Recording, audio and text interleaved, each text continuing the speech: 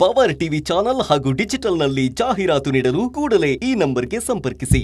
ನಾನು ಮೊದಲೇ ಹೇಳಿದ್ದೀನಿ, ಇದು ಧರ್ಮ ಯುದ್ಧ, ಇದು ರಾಜಕೀಯ ಯುದ್ಧ ಅಲ್ಲ. ಇದು ಯಾವ ರಾಜಕೀಯ ಪಕ್ಷದ ವಿರೋಧದ ಯುದ್ಧವೂ ಅಲ್ಲ, ಹೇಳಿಕೆಗಳ ಯುದ್ಧವೂ ಅಲ್ಲ. ಇದು ಧರ್ಮ ಯುದ್ಧ. ರಾಜಕೀಯವನ್ನು ಪಕ್ಕಕ್ಕಿಟ್ಬಿಟ್ಟು ಧರ್ಮಕ್ಕಾಗಿ ಹೋರಾಡಬೇಕಂತಹ ಪರಿಸ್ಥಿತಿ ನಮ್ಮಲ್ಲಿ ಉದ್ಭವವಾಗಿದೆ ಅಂತ ಹೇಳ್ತಾ ಇದ್ದೆ. ಈಗಿನ ನೀವು ವಿಡಿಯೋ ಏನು ನೋಡಿಸಿದ್ರಲ್ಲ, ಅದನ್ನು ನೋಡಿದರೆ ಇದಕ್ಕೊಂದು ಗಾದೆ ಇದೆ, ಪೆಟ್ಟು ತಿನ್ನುವುದು ಅಂತ, ಕೊಟ್ಟು ಓಡಿಸ್ಕೊಳ್ಳೋದು ಅಂತ. ಇದು ಓಡಿಸ್ಕೊಳ್ಳೋದಲ್ಲ, ಬಾರಿಸ್ಕೊಂಡಂಗೆ ಕಾಣ್ತಾ ಇದೆ ನನಗೆ. ಆ ಅಮ್ಮನ ಮಾತಂತೂ ನಿಮ್ಗೆ ಗೊತ್ತಿದೆ, ಅದು ನಿಲ್ಲುವುದಿಲ್ಲ. ಒಂಥರ ಏನು ಬಾಕ್ಸ್ ಅಂತ ಹೇಳ್ತಾರಲ್ಲ, ಅದು repeated records. If you see ಕುಸುಮಾವತಿಯವರ ಹಲವು ಏನು ನೀವು ಹೇಳಿದ್ರೆ, ಅವರು ನಿದ್ರೆಯಲ್ಲಿ ಅವರನ್ನು ಎಬ್ಬಿಸ್ಬಿಟ್ಟು ಕುಸುಮಾವತಿಯವರು ಹೇಳಿ ಈಗ ಅಂತ ಹೇಳಿದ್ರೆ, ಆಲ್ ಇಂಡಿಯಾ ರೇಡಿಯೋ ಸ್ಟಾರ್ಟ್ ಆದಾಗ ಟಕ್ ಟಕ್ ಟಕ್ ಟಕ್ ಟಕ್ ಟಕ್ ಟಕ್ ಅಂತ ಅವ್ರು ಹೇಳ್ತಾರೆ. ಡೈರೆಕ್ಟ್ ಇಸ್ ವೀರೇಂದ್ರ ಹೆಗ್ಗಡೆ ಅವರ ಹೆಸರು ಹೇಳ್ತಾರೆ. ಅವರ ಕುಟುಂಬದವರು ಅಂತ ಬಾಯಿ ಬಂದಂಗೆ ಮಾತಾಡ್ತಾಳೆ. ಆ ಅಮ್ಮನ ಹತ್ರ ಯಾವುದಾದ್ರೂ ಪ್ರೂಫ್ ಕೇಳಿದರೆ ಇಲ್ಲ.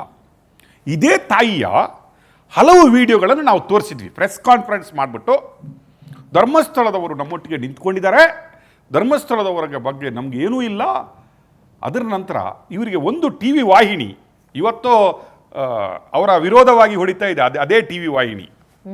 ಈಗ ನಾ ಮುಂದು ತಾ ಮುಂದು ಅಂತ ಅದೇ ಟಿ ವಿ ವಾಹಿನಿಯಲ್ಲಿ ಅದೇ ತಲೆಬುರುಡೆ ರಹಸ್ಯಗಳು, ಅದೇ ತಲೆಬುರುಡೆ ಏನು ನಾವೇ ಭೇದಿಸಿದ್ದು ಅಂತ ಬರಬಹುದು. ಮೊದಲು ಈ ಲಫಂಗರಿಗೆ ಚಾನ್ಸ್ ಕೊಟ್ಟು ಕೂರಿಸಿದ್ದೆ ಅದೇ ಟಿ ವಿ ವಾಹಿನಿ. ಅಲ್ಲಿಂದ ಬೆಳೆಯಿತು.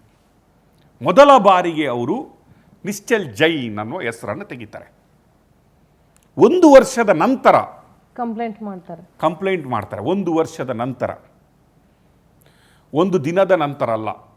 ಇದು ಅಜೆಂಡಾ, ಇದು ಪ್ರಪಗಾಂಡ, ಇದು ಪ್ಲ್ಯಾನು ಅಂತ ಯಾವಾಗ ಗೊತ್ತಾಗುತ್ತೆ ನಮಗೆ ಅಂತ ಹೇಳಿದ್ರೆ, ಇವರು ಒಂದೊಂದೇ ಸಾಕ್ಷಿಗಳನ್ನು ಎಲ್ಲೆಲ್ಲಿ ಈಗ ಹುಟ್ಟಾಕ್ತಾ ಇದ್ದಾರೆ. ಇವ್ರ ಹತ್ರ ಯಾವ ಸಾಕ್ಷಿಗಳು ಇವ್ರ ಹತ್ರ ಇಲ್ಲ. Proper agenda, proper criminal ideas.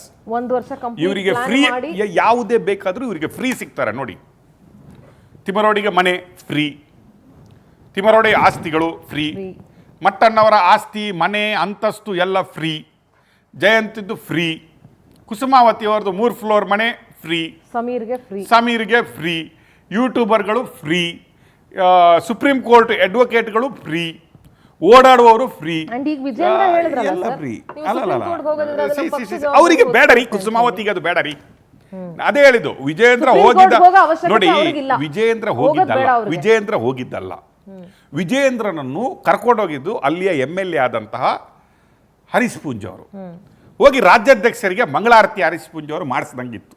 ಬಾ ಹರೀಶ್ ಏನು ರಾಜ್ಯಾಧ್ಯಕ್ಷರೇ ಬನ್ನಿ, ನಿಮಗೆ ಸ್ವಲ್ಪ ಉಗಿಸ್ಬಿಟ್ಟು ಕಳಿಸ್ತೀರಿ ಧರ್ಮಸ್ಥಳದಲ್ಲಿ ಅಂತ ಹೇಳುವಂಗಿತ್ತು.